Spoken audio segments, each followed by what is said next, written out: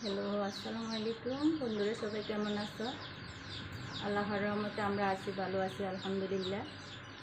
আজকে 4টা পাতি হাঁস নিলাম। এই যে পাতি হাঁসগুলো পরিষ্কার করতে খুব কষ্ট। প্রথমত গরম পানি দিয়ে পরিষ্কার করে নিলাম অনেকটা। এরপর গায়ে হলুদ দিয়ে গোসল করাইলাম। গোসল করিয়ে আবার আগুনের মধ্যে পোড়াইলাম। পুড়িয়ে আবার পরিষ্কার করতে হবে। দেখেন, আমি একজন একা মানুষ, 4টা হাঁস পরিষ্কার করতে আমার অনেকটা সময় লাগছে, কাটতে আরও সময় লাগবে। দেখো সবগুলো হাঁস।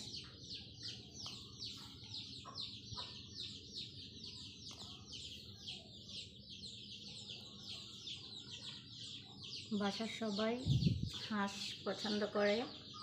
আর একটা বিশেষ খবর আছে, সেটা হচ্ছে আমার প্রিয়জনের জন্য হাঁস নিয়েছি আগে থেকে। সেটা হচ্ছে আমার স্বামী। ও হাঁস পছন্দ করে, তাই ওর জন্য আগে থেকে রেডি করে রাখলাম। রান্না করে আপনাদের সাথে শেয়ার করব। এই যে পরিষ্কার করতে আসলে খুব কষ্ট, হাত পায়ের জন্য পরিষ্কার করতে পারতেছি না, তাই হাত পাগুলো কেটে নিছি। একদম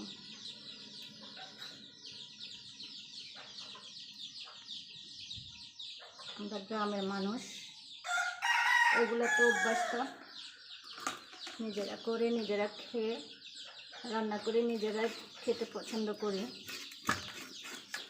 কষ্ট হলেও নিজের হাতের রান্না অনেকটা ভালো লাগে। এখন আমি হাত পায়ের জন্য পরিষ্কার করতে পারতেছি না, এগুলো তাই কেটে নিচ্ছি।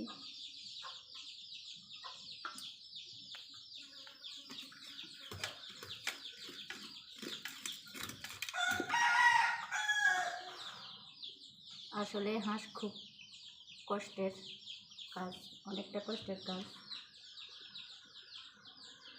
দেখো, ওদেরকে গায়ে হলুদ দিয়ে গোসল করাইলাম।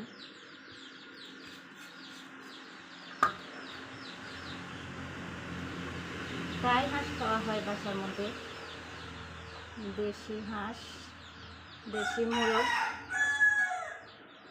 প্রায় খাওয়া হয়। আমি নিজে হাতে করি সব কিছু। একা মানুষ, বুঝলেন তো, নিজেকেই করতে হবে, কিছু করার নেই।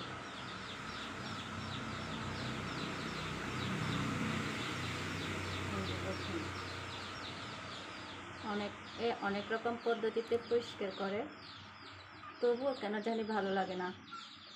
হাতের পরিষ্কারটা খুব ভালো হয়।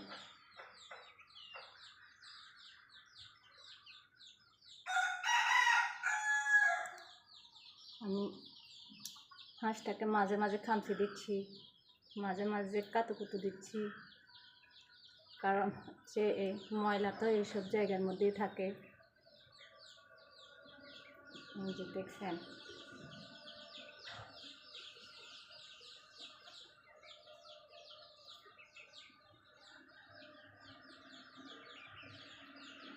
না পোড়ালে হাঁসের পশমগুলো থেকে যায়, ভালোভাবে পরিয়ে নিতে হয়। আবার গোসল করাবো এদেরকে। গায়ে হলুদ দিলাম, কি হইল, পরিষ্কার করে আবার গোসল করে নিতে হবে।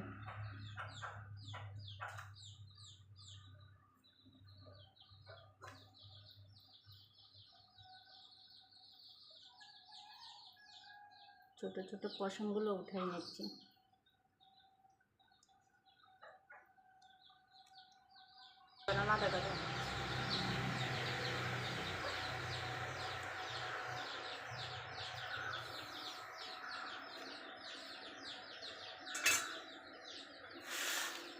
হাত পা কেটে ময়লাগুলো ফেলে দিয়েছি। এবার ইচ্ছে মতো পানিতে গোসল করাবো, এত তাড়াতাড়ি কাটবো না। দেখো কতগুলো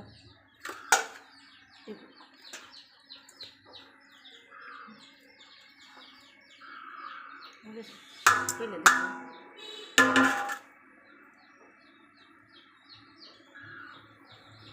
দেখুন হাঁসগুলো হাত পা কেটে নিয়েছি, সবগুলো ভালোভাবে পরিষ্কার করতে হবে, তারপরে কাটতে হবে। খুব কষ্ট লাগছে হাত পাগুলো কাটতে, এগুলো সব হাত পা, এগুলো পাশে রাখলাম।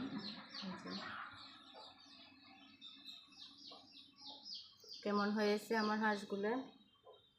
আমার কাছে ভালো লাগে, বাসার সবাই পছন্দ করে। কমেন্ট বক্সে সবাই জানাবেন। ভালো থাকেন, সুস্থ থাকেন। আল্লাহ হাফেজ, আসসালামু আলাইকুম।